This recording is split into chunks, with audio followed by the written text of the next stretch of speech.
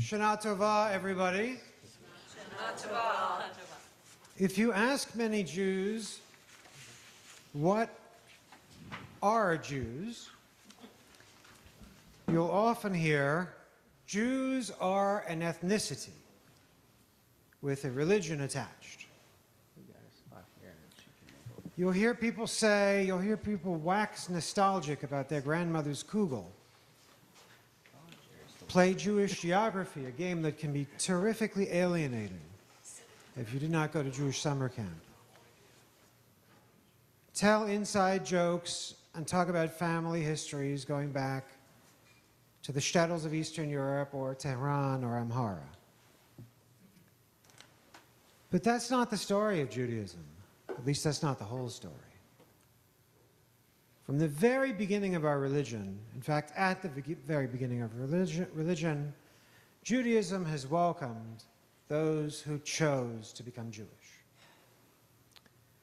Abraham and Sarah in the Bible are thought of as the very first converts. They convert from the religion of Terach, the idolatrous religion of the kind of Mesopotamian area, to a sort of proto-monotheism. And the Midrash calls Abraham the first ger. That Midrash is what you might call rabbinic fan fiction. And it calls Abraham the first ger, the first convert. I bring this up today because we're reading about the foundation story of Abraham and Sarah and Hagar and their various families. We also hear in the Tanakh about Ruth, the Moabite, who chose to join a different tribe and who became, we hear about a long list of ancient people. Onkelos, a Roman nobleman, who gave us the first Aramaic translation of the Torah. That doesn't sound very important now, but it was at the time, I assure you. But Judaism has never only been an inherited ethnic group. Conversion to Judaism has always been a major topic, and it's a topic of deep importance to me personally. Some of you know, in addition to being the rabbi here, I'm also the executive director of the Sandra Kaplan Community Beit Din, basically overseeing conversions in Southern California. I work with the Reform movement, the conservative movement, Reconstructionist, renewal, trans-denominational, and post-denominational rabbis across Southern California. And each year, many people choose to become Jewish through our conversion court. We've been around for a few decades, and possibly this next Jewish year, we might hit our 1,000th convert. 1,000 people that have become Jewish through this organization. And I will tell you, conversion to Judaism is tough. It's tough. Has anybody ever tried to get you to become another religion? It always seems so easy. All you have to do is accept X, Y, or Z as your savior or your prophet, and boom. Or even if you have to get a baptism, that's relatively easy compared to what we do, which is a year or more of study and all kinds of other, sometimes quite squeamish and difficult procedures.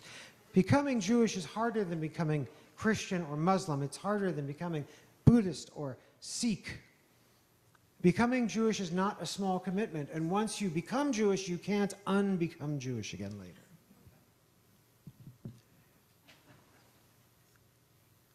Challenges. For many Jews, if you're born Jewish, Judaism is something you can regard fairly casually. You can slack off in your bar or bat mitzvah class. And you end up not knowing necessarily a huge amount about Jewish text. And as a consequence, you'll often find people who have converted to Judaism who know much more about Jewish practice and text than people who are Jews by birth.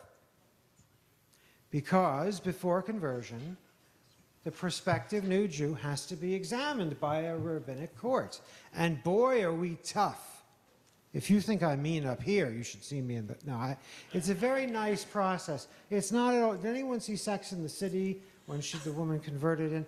It's not a brutal, difficult process. We're a warm and welcoming pathway into Judaism, but it's still tough. There are standards. You get examined by a rabbinic court. You have to justify why it is you want to become Jewish and tell your story to a group of 3 rabbis. You have to immerse in a mikveh, a ritual bath. And for some people, there's an extra part, that is circumcision as an adult, or the drawing of a symbolic drop of circumcision blood also as an adult. It's not a small thing to be taken on. It's not a light thing to be taken on. When you're standing in front of the court, the questioning can be pretty rough. The Talmud gives us instructions on how we are to question someone who comes in front of a rabbinic court to convert. We say, do you know that the people of Israel is at this time anguished, despised, and harassed? And if the person says, I know, but I wish to join you anyway, we accept them immediately with praise. So this question about being persecuted is part of the conversion process. In fact, you'll see some rabbis ask it very bluntly. Are you ready to be hated? Are you ready to potentially die or have your children die for being Jewish? Because that's what it means to become Jewish. You open yourself up to all the same persecution, all of the same everything. I don't know about the lactose intolerance, but the rest of it, yes. I remember once sitting on a Beit Din with a young Hmong woman. Oh, I'm supposed to be giving slide cues. A few slide. That's a rabbinic court there. We've just done a conversion there. Keep going. Okay, never mind. I went too far. So there's a missing slide that shows where the Hmong people come from in Southeast Asia. They're a persecuted people, and I asked her that question. Are you sure you want to do this? You ask it a few times, different ways. Are you sure you want to become Jewish? Because you could be persecuted. And she looked at me and she said, I saw my parents machine gunned in the back. I know what it is to be persecuted. Yes, I am ready to become a Jew.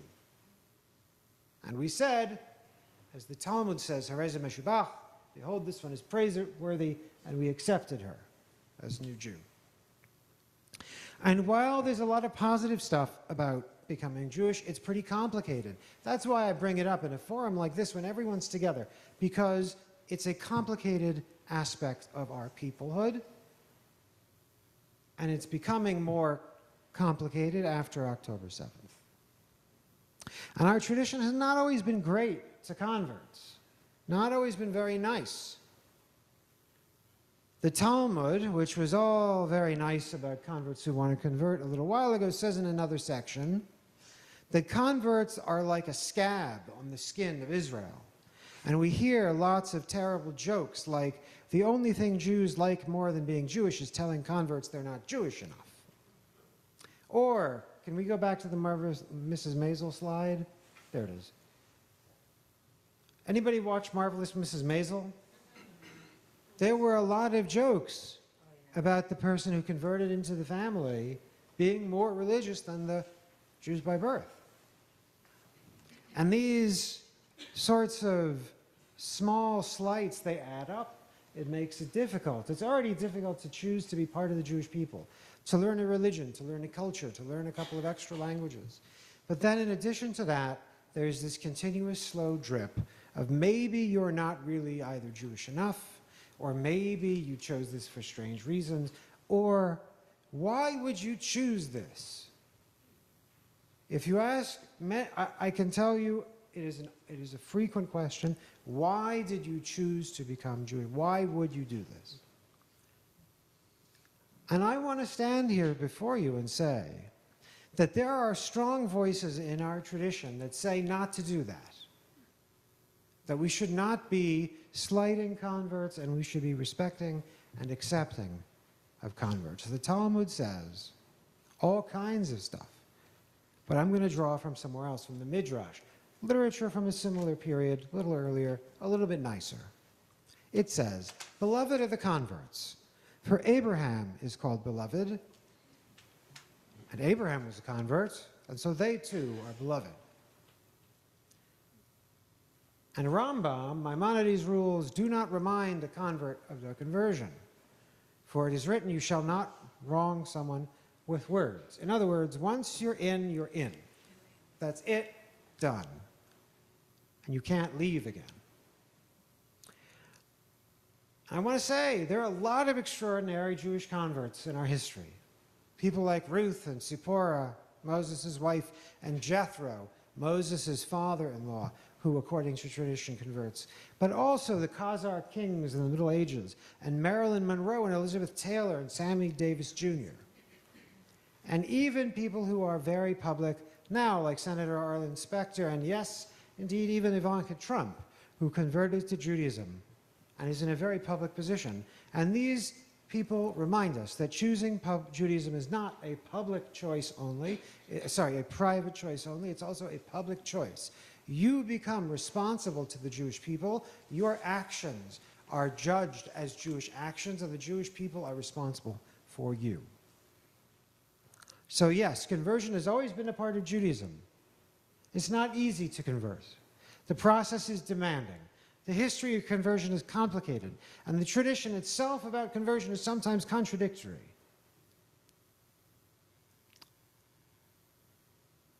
We talk about what makes up something that is Jewish tradition. Our origin stories, our shared political or cultural views or feelings about Israel and so forth. And yet we often leave this important Jewish tradition, the tradition of conversion, off the list. But today on Rosh HaShanah, we remember that our people began as converts with Abraham and Sarah, and that converts to Judaism are part of the oldest of all of our traditions.